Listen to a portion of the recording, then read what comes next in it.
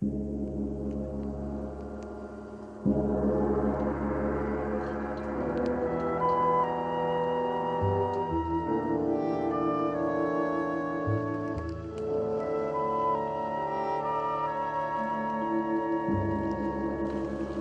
would you say, ladies and gentlemen, if I were to tell you that there is a dimension where time is neither dead nor unborn? A psychic plane where each moment lives for the eternal now. Would you scoff if I were to assure you that the past and the future can be revealed to us merely by attuning our minds to the In the car by the stage door. I see some skeptical smiles already. Well, my friends, no need to be self-conscious about your doubts. Man has always rejected that which he cannot fully comprehend. But I challenge you to refute the predictions of Nostradamus, or to deny that down through the ages, every major event has been foretold by someone. A pagan priest, an oracle, an astrologer, or just some simple man whose mind is responsive to the vibrations of the cosmos. Coincidence, you say? I think not, my friends. And I propose tonight, ladies and gentlemen, with your permission, to reveal to you some of the remarkable occult powers which lie at the very threshold of man's knowledge.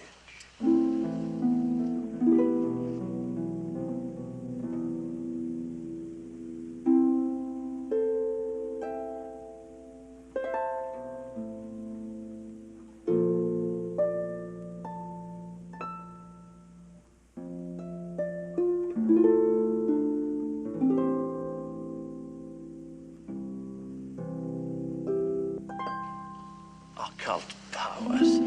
Who's he kidding? Come on, we're Mr. Preliminaries. No, I want my question answered.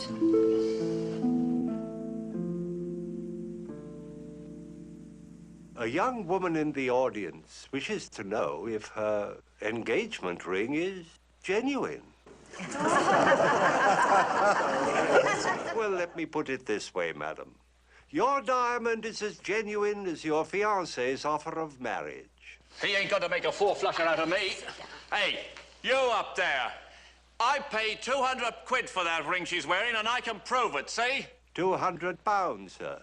Well, in that case, your marriage to the young lady should be 200 times prospered. That is, if your arithmetic is correct.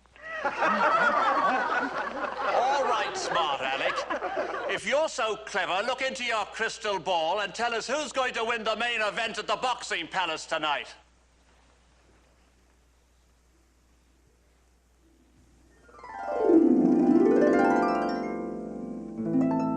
The main event at the Boxing Palace tonight. Ah, sir, there you have me. You see, it is quite obvious that neither the spectators nor the fighters will exert enough mental pressure to have the slightest effect upon the psychic plane. Pray do not misunderstand me, ladies and gentlemen. I have no desire to demean the ancient and honorable profession of prize fighting, which has always been, always,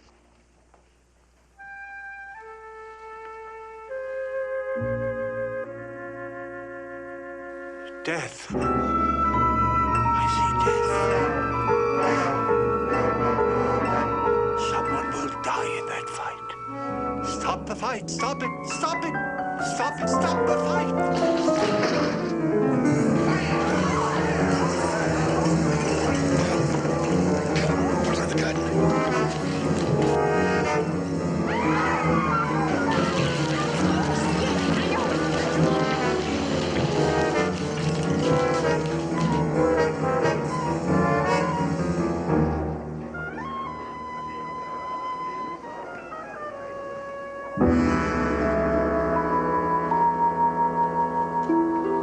The unfortunate gentleman you've just observed has had a most terrifying experience. You see, His business is pretending to be clairvoyant. But the glimpse he just had into the future was true, as sure as my name is Boris Karloff. Imagine, if you will, the plight of a man who finds his premonitions concerning those he loves coming true in the most horrible and violent ways. The name of our play is The Prediction, and appearing with me are Miss Audrey Dalton, Mr. Alex Dabian, Mr. Abram Safair, Mr. Alan Caillou, and Mr. Vervin Vai. Let me assure you, my friends, this is a thriller.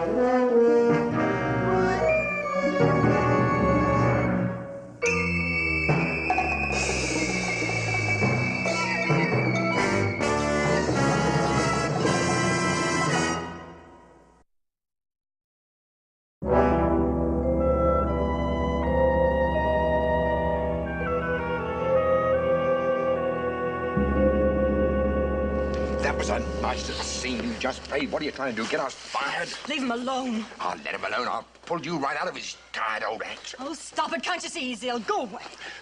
You show some respect for your father, young lady. Noreen, I frightened you. I'm sorry. You had a nasty fall, Clay. Just lie still. What? No. I was kept to that boxing arena. You're going to your dressing room to lie down. Let me alone. Give me a hand, boys. I'm all right, I said. No, let me alone. I've got to go. I'm all right, I tell you. Come on, you've created enough Let me alone. I'm all right. Hold him, Charles. Don't weaken the head. But don't be a fool. I saw a man being killed. I saw it happen. Yeah, we all saw it. Terrible, wasn't it? Burton, I'm not out of my head. That boxer, his name is Tommy Timms, will die in the ring unless I stop that fight. Come on, we'll talk it over in your dressing room. Phone for a doctor. You don't believe me? Well, sure I believe you. And I'm going right over to the arena and tell Tommy's manager. You know his manager? He ought to. He's lost enough money back in Gunnar Gogan's tired fighters. Burton, go to him and say to him that... No, I'll go. No. We'll both go after you've had a little rest. No, now. That boy will die in the ring unless I stop that fight. Dad, I think Clay really means it. All right. All right. I'll go over and tell Tommy's manager. Don't fail me, Burton. Look, go to your dressing room and lie down and leave everything to me, right? Right.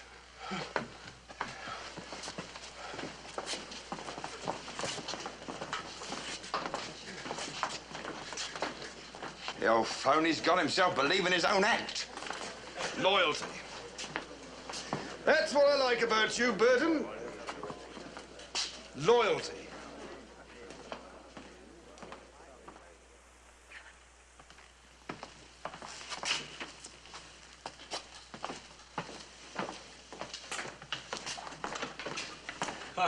It never fails.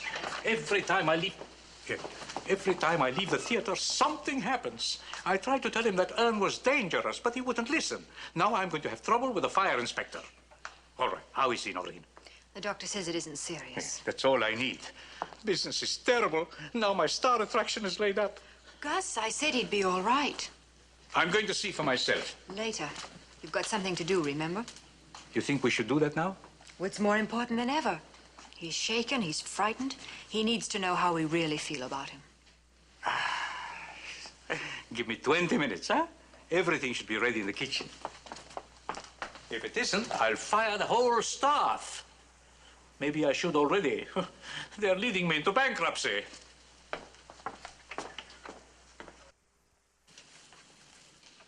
Feeling better? Did your father go to the boxing arena? Yes. How do you feel? Oh, I'm all right, I think. I made quite an exhibition of myself, I'm afraid. The act needed a new finale. Gus will be furious. Gus will be Gus. Noreen, I never made any pretense about the act. It's entertainment, nothing else. I know people are intrigued by thinking they can get a peek into the future.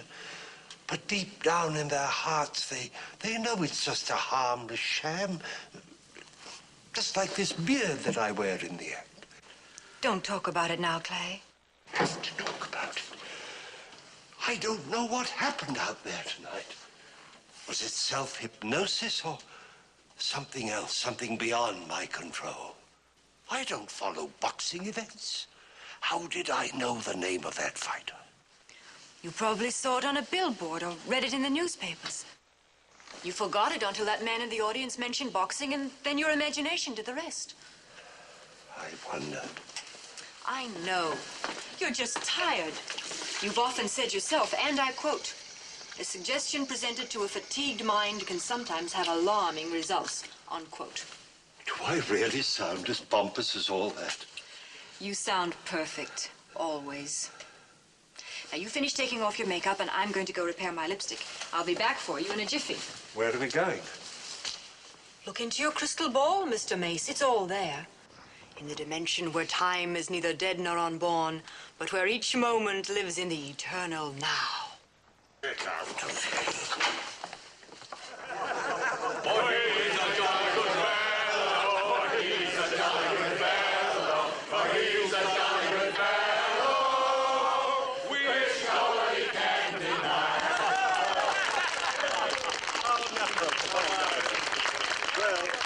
All I can say is this is one day I will never forget, and for more than one reason.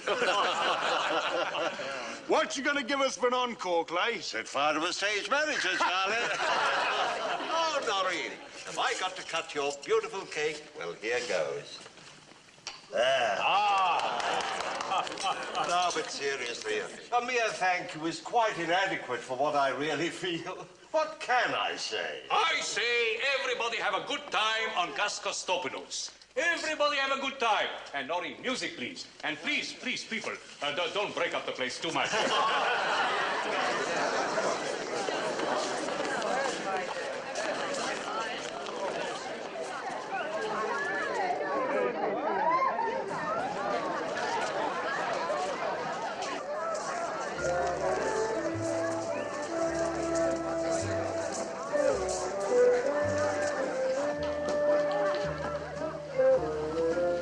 Dance, lady.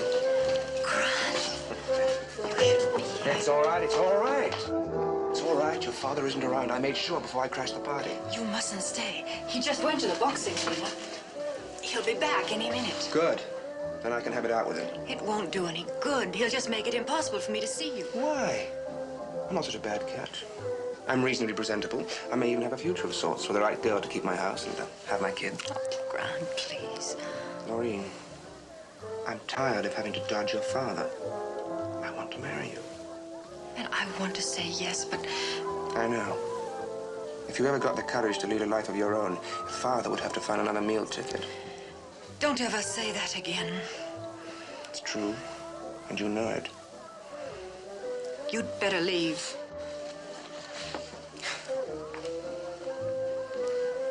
It's not fair. I can't go on like this, and I can't end it.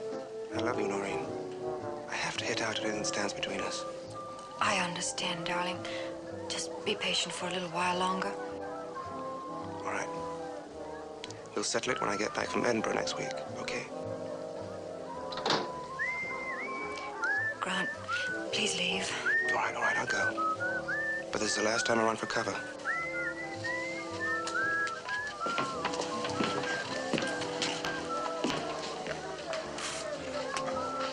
Who's that? Just someone who asked me to dance. You're drunk. Where did you get the money this time? Oh, your old dad's still got a trick or two left up his sleeve. You better not let Gus see you like this. Clay won't stop him from throwing you out this time. He will if he wants to keep you in the heads.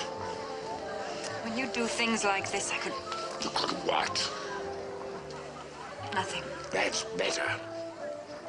You just remember to keep a civil tongue in your head, my girl. You do exactly what I say, when I say. Understand?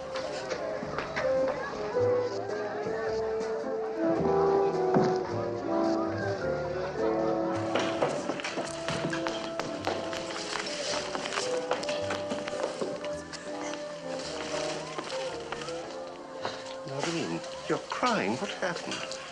Did your father say something to hurt you? It doesn't matter. He didn't mean to. Oh, he never means to, but he always does. Well, he's got to stop. Oh, please, Clay, don't start anything. He's drunk. Drunk? I wonder where he weaseled the money from this time. Well, I'm through protecting him, Noreen. Finished. There's been enough trouble, Clay. I couldn't take any more. Clay, you better come out front. You go to your room, dear. There he is, the old geezer. He's the one who said it. He says that you predicted me boy Tommy would get killed tonight. Are you his manager? I was. I'm sorry. You should have heeded my warning. You never warned us. You never intended to. Well, me boy is dead, and I've come to see what kind of a man would turn a profit on a thing so terrible. Profit? I don't know what you're talking about. Don't try to deny it. I do deny it. Why, you filthy devil, do you think I wouldn't know it? It's all over the streets. Everybody knows it. And you sent your flunky out to bet money on me boy's death. Look at him. The truth's like dirt on his face. Oh, there must be some mistake. Liar! Filthy liar! No!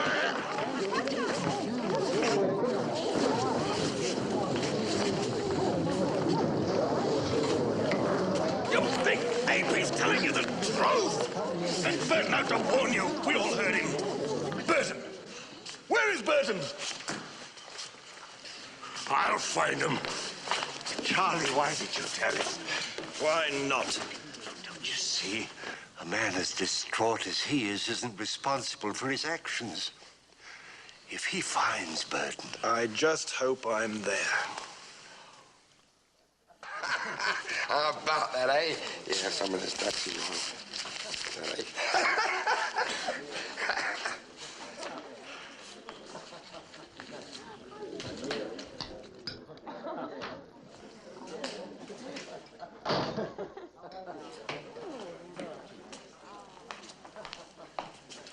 Burton, I want to talk to you.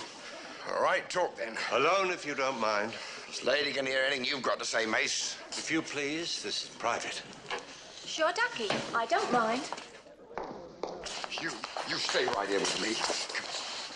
Bertie, dear. You wouldn't stop a girl from powdering her nose, would you?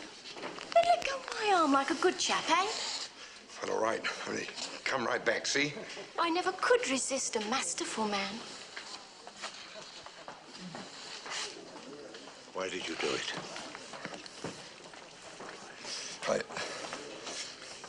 I tried to get to the gunner. I tried to warn him, like you said, but the copper on the door wouldn't let me into the fighter's locker room. You're lying. I'm telling you what happened. How much did you win? Well, nothing. You can't bet on the fights when you're broke. Well, all right, I made a few quid. £100. Well, all right. So what's wrong with someone trying to get a bit of good out of your hunch? They wouldn't let me see the gunner, so I did the next best thing. All right, I didn't kill the boy. If anyone's to blame, it's you. Well, all right, you think what you bloody well like. But I'm warning you, if you tell my daughter, if you don't stop trying to undermine me, I'll what? You'll see, Mr. High and Mighty. Come on, let's get out of here. Burton. Burton, don't leave. Don't go. Don't leave with that money, I warn you. You go and hang yourself, Mace. Burton! Burton! Charlie, stop him, I said. Oh, Burton? Why? Something is going to happen. Ah, he's a big boy. He can take care of himself. We shall see.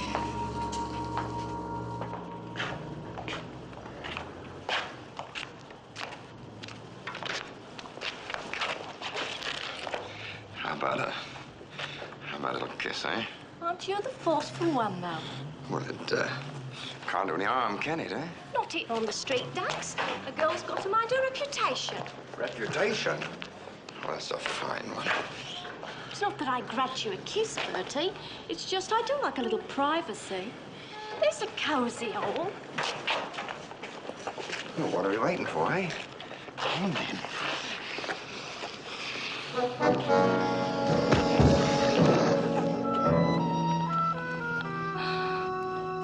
Now, Clay, really? It's the gospel truth, I tell you. Just as the trains pulling into the station, one with the hearing aid said, "Isn't this Wembley?" And the other one who'd been dozing said, "No, I think it's Thursday." So the first one said, "Well, so am I. Let's get off the train and have a drink." That's awful. The awful truth. Clay, ever since we got here, you've been trying so hard to amuse me. Why? Do you mean I've been talking too much? Certain sign of old age. Or worry? It's Dad, isn't it? Did Gus notice he'd been drinking tonight?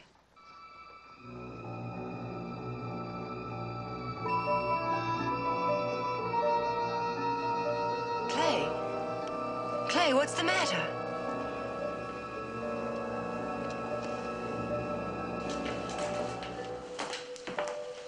Marie, you had better come quickly. Something has happened to your father. Where is he? Up the street.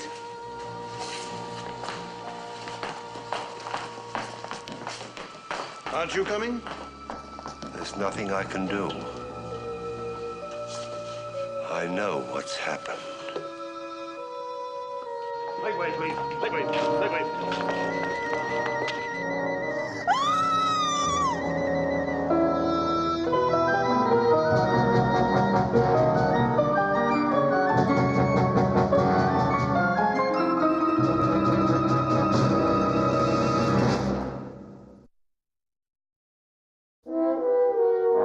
No, I'm sorry. I don't agree. No, I'll talk to you later.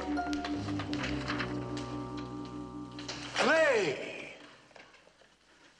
Where have you been all night?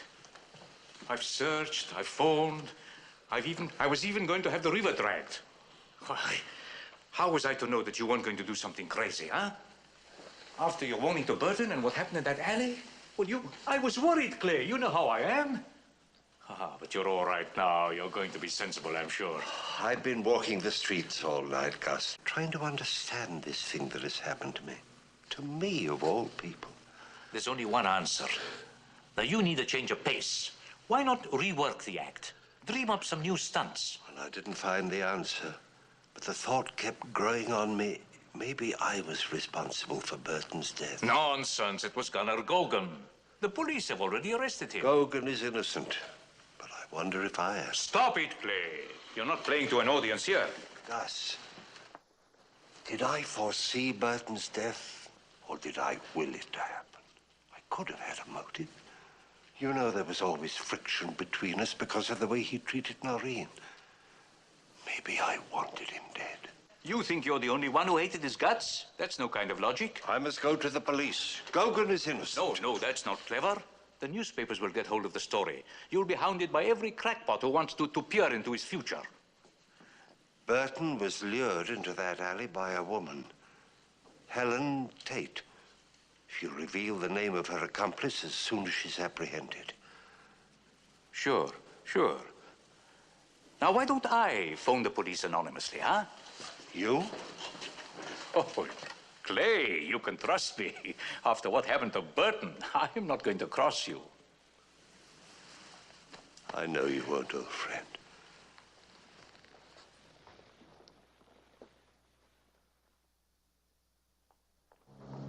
Taxi, lady.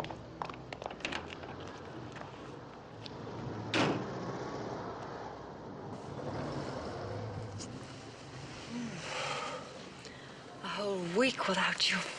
It's been an eternity. First, tell me about your trip. You start at the beginning and don't leave out a thing. Well, the beginning and the end is, I got the job I went after. Grant, that's wonderful. I start at the Edinburgh office next week. Darling, you're coming with me. We can drive up to Scotland tomorrow night and be married in a little church I know, just near Edinburgh. With have 6 whole days to ourselves before I have to start earning a living for us. Well, you want to marry me, don't you? Yes, Well, then what's wrong? I almost thought the girl cried and got all silly and sentimental when the boy popped the question. I don't mean to spoil it for you, Grant. Well, then, for gosh sake, say yes and put me out of my misery. Noreen, your father's dead. And if Mace is the kind of guy he says he is, he'll be the first one to give his blessing. I can't leave him yet. Why not? He's ill. It's more serious than he'll admit. He needs me. So do I. Grant, don't force me to make that kind of choice.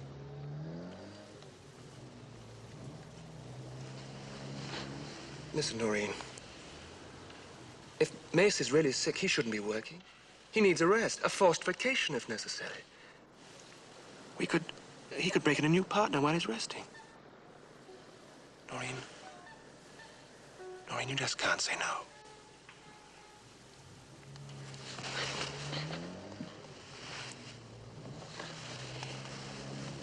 Gosh, you had me scared. Grant, I'll tell him tonight, after the show. No, that's the only way. I can't just walk out on him. What if he says no? He won't. Trust me. Now, I must go.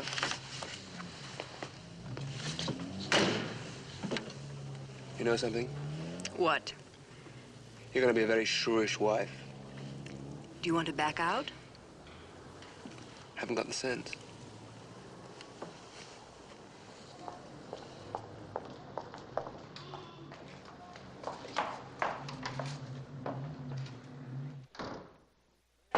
Come in.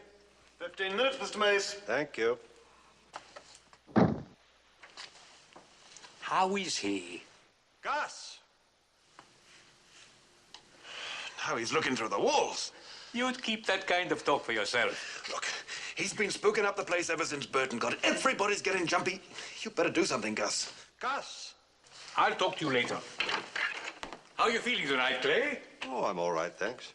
Ah, that's fine. Fine. We got a big house tonight. A champagne and caviar crowd. You will put a little extra schmaltz into the act, won't you? Well, I don't mean you should make any predictions. Yeah, well, I must get out front. Gus, Yes?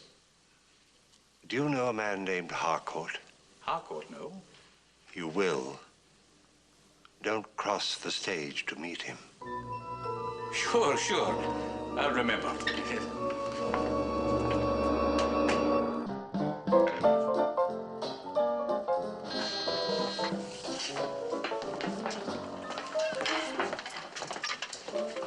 Yeah. Yes, he's here. I'll tell him. Yeah.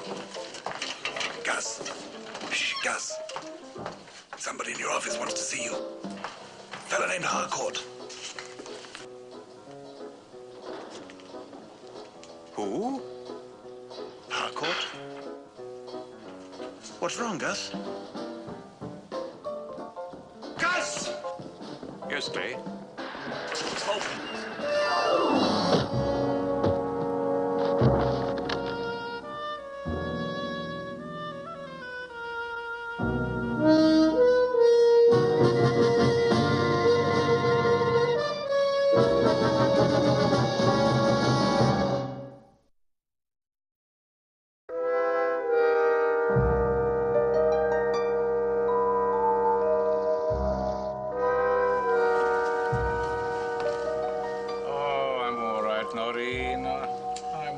Sure, it's a miracle you weren't killed, Gus. It's a miracle I don't fire the whole lot of the stage crew. Who did that rigging off stage? Don't blame the crew for what happened, Gus. Clear out, all of you. Go on. Clear out. There are customers out in front. Charlie, put the next act on. That's you, Clay.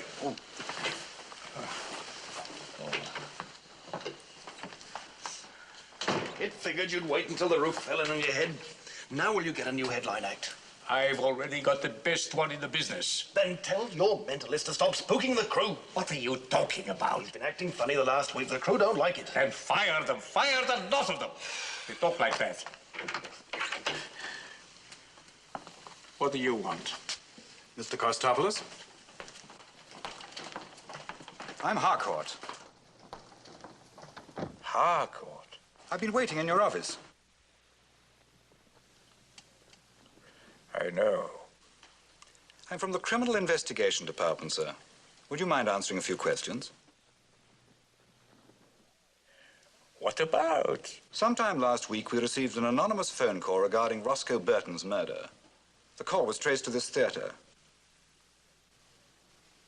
Do either of you have any idea who made it? We have half a dozen telephones in this theater, Mr. Harcourt. Yes. Well, I don't suppose it really matters. This is only a routine inquiry. We've already apprehended the killers. Killers? You mean Gunner Gogan had an accomplice? Mr. Gogan has been released. Our anonymous tipster named this woman. I remember her. She was in the club the night of Clay's anniversary party. Helen Tate. She named an unemployed docker as her accomplice. They took about £100 from Burton's body. You sure you haven't any idea who made that call, Mr. Kostopoulos? I said I didn't. Of course. Well, thank you for your trouble. Goodbye.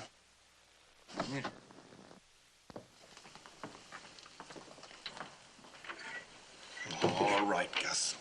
Now tell me that Mace didn't make that call. I say he didn't. You keep your mouth shut about that. We have enough trouble already. To reveal to you some of the remarkable occult powers that lie at the very threshold of man's knowledge.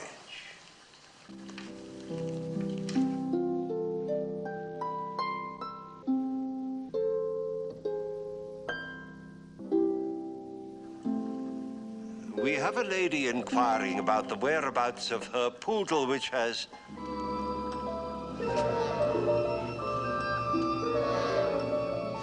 He's off again. Let me get the curtain. His mind is a little blank. He'll be all right. There is a young man in the audience named Dudley. Grant Dudley.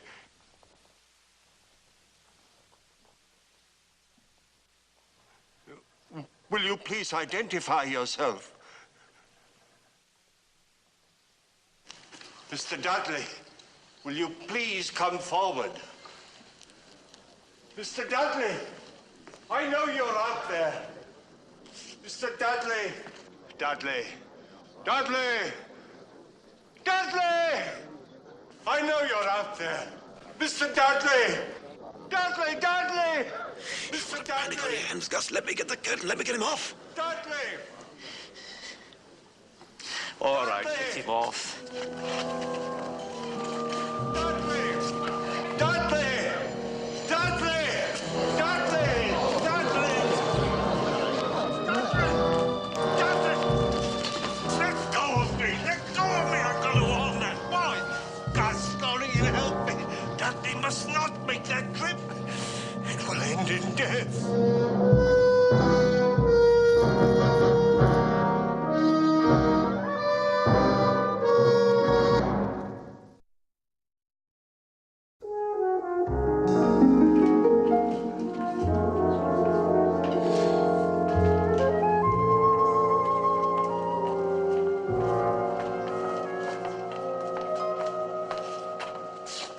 I got your message.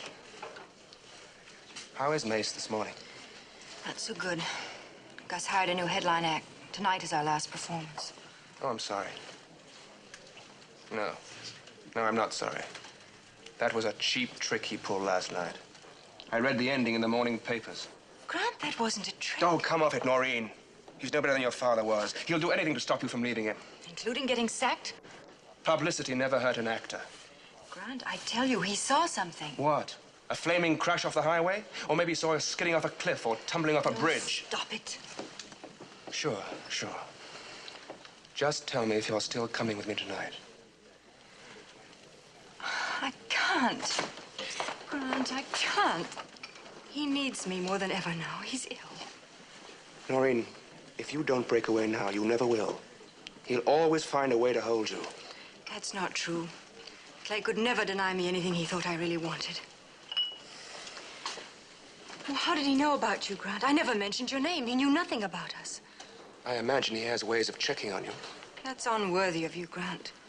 Noreen, I got a wire from the firm this morning. They've changed my assignment. I have to report to the Rome office by the end of the week. To Rome? I'm driving to Dover tonight and getting the ferry boat to Calais.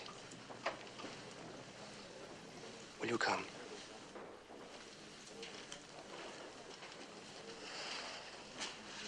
Wait here.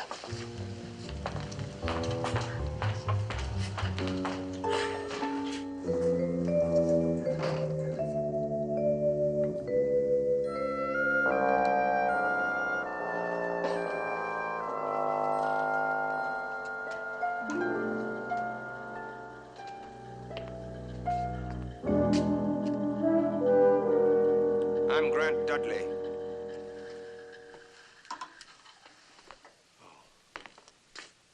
Noreen says you don't know about us. I don't believe it. I want to marry her, and I want you to say it's all right. You love each other? Yes. Then you must marry. You mean she has your blessing? My dear young man, I have no right to withhold my consent to anything Noreen wants to do. Then tell her that prediction you made last night was, shall we say, a mistake. I can't do that. Oh. So that's it. You won't stop her from doing anything she wants. You'll just keep her brainwashed so that you can do her thinking. Well, I'm taking her with me tonight, Mace. Prediction or no prediction. Then you must accept the consequences. I'll accept anything that happens. Just don't try any more of your cheap tricks. Dudley,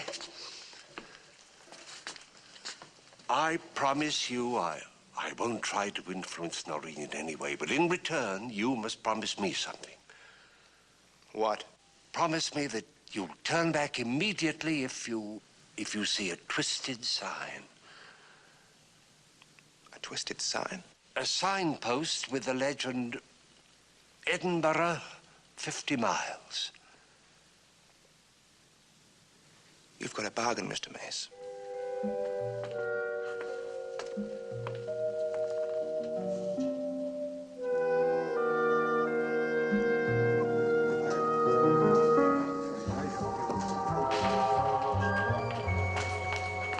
It's all settled. He's given his permission. Well, go and ask him if you don't believe me. He asked me if we loved each other. I said yes. So he said we should get married. What could be plainer than that? Oh, Grant, that's wonderful. Hey, there's a law against setting fire to a public place. Coward. Oh, am I going to teach you a lesson? Oh, come on. I've got to pack. And you've got to do whatever brides are supposed to do before they're whisked away in the night. What about Clay's prediction? Forget it. Now, what did he say? Nothing. What did he say? All right. He made me promise to turn back if we see a signpost that says Edinburgh, 50 miles. Well, don't you see it, honey? His prediction was a phony. All right. A mistake, then? He didn't know about my being transferred to the Rome office unless you told him. I didn't tell him. Well, that proves it, then. Edinburgh is 300 miles to the north. We're driving south tonight. We're not going to be anywhere near Edinburgh. Come on.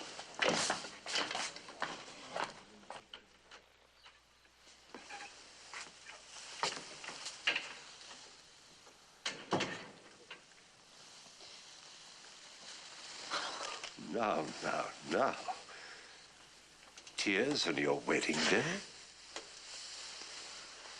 Oh, Noreen is a fine young man. I like him. He's a fighter. He certainly gave me a taste of his determination this morning. Clay... Now, I don't want to hear any sentimental nonsense about your not wanting to leave me. My plans for the future don't include you, you know. As a matter of fact, I'm delighted to get you off my hands. But, Clay, what will you do? Take a long rest. Learn about a lot of things, perhaps. All day long, I've been torturing myself. Afraid you'd think me terribly ungrateful. Clay, I've been such a coward. I was so afraid to tell you about Grant. I'm afraid you'd think I loved you less. 5 minutes, Mr. Mace.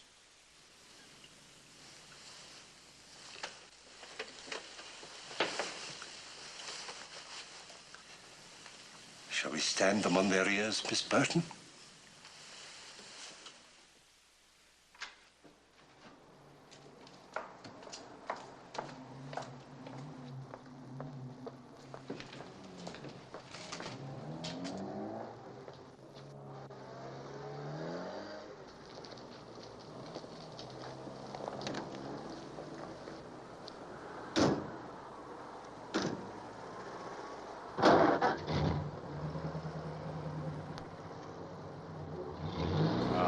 It's not right, Clay. We should have had a party for Noreen. Lots of presents and the cake. I know what you're going to say. Wedding parties are invented by caterers. All right, I admit it. All the same, it would have been decent to give her a nice send-off. What's the matter, Clay? You okay? I'd like to borrow your car. What for, Clay? Can I have it or not? Well, sure, I'll drive you anywhere you want to go. Yes. You're meant to be there. Huh? Where? Get your raincoat. Raincoat? What, there isn't a cloud in the sky? I'll meet you out front. Hurry.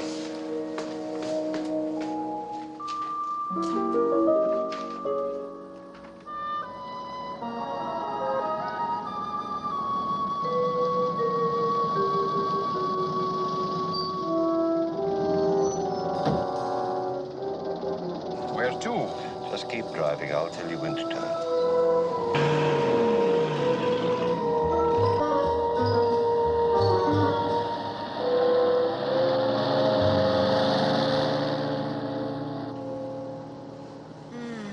Was there ever such a night? Such a wonderful night. What did Mace do to you before you left the theater? Nothing. Why? You're making noises like a lovesick female. I am lovesick. Grant!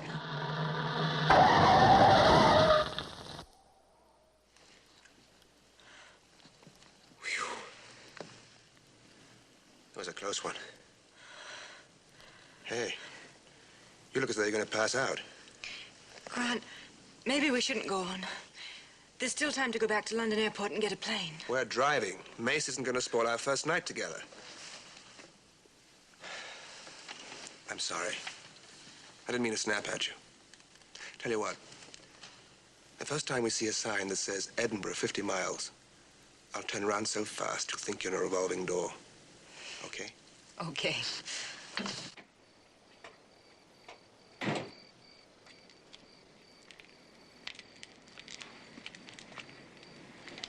You'd better put a flare out, chum. I almost climbed over you. I just lit one, mister. I must have gone out. I'm sorry. Might I trouble you to stop at the next garage and send back a tow van? Glad to.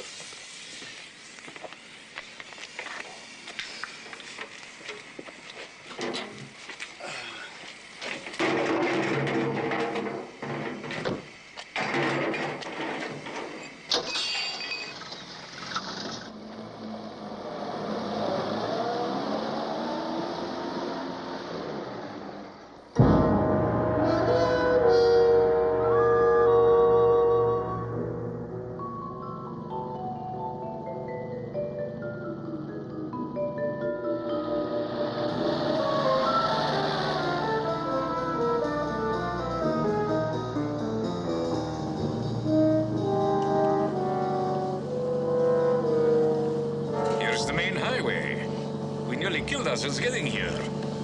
Now maybe you'll tell me why. Stop here.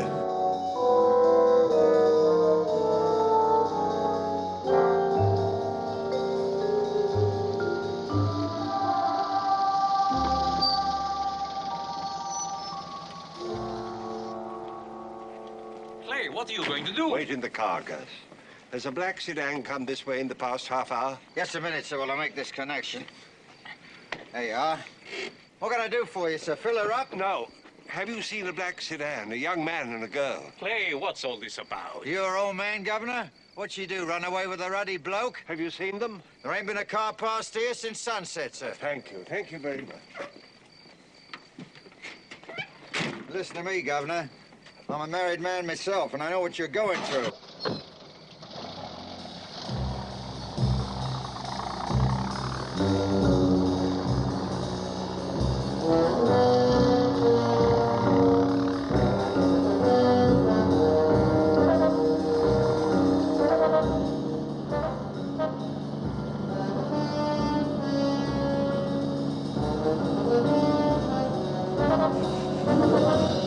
Slow down.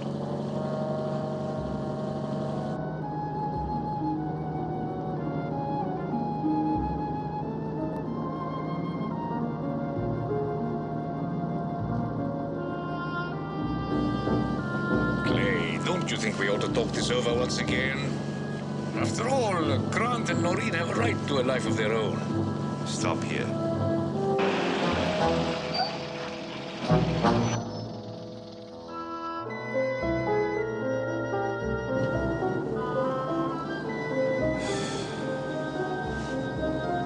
Hey, my watch has stopped. What time is it?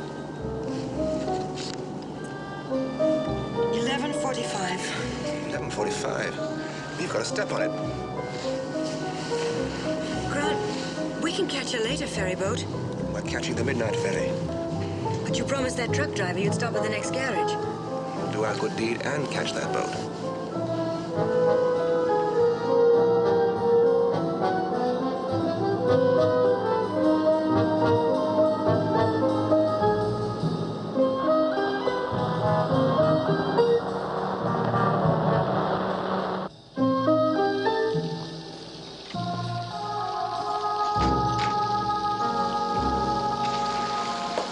About the raincoat, Clay?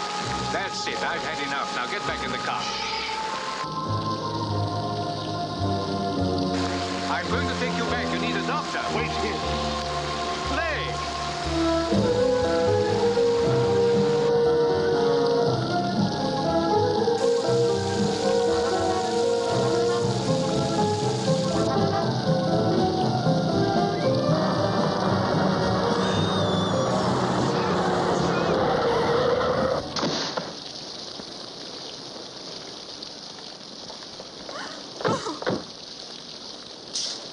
Why did he do it? It's so senseless.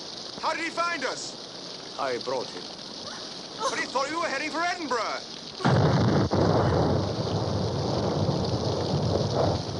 The petrol station. We were going to stop there. That's probably what he saw. I should have listened to him. He was right. He had to die to convince me. No. You could not have changed anything. He saw the future. And he was resigned to it. We were all fated to do what we did. Mace could not change what was going to happen. And he accepted the inevitable. I'm sure he was glad that his death was the means of saving your lives.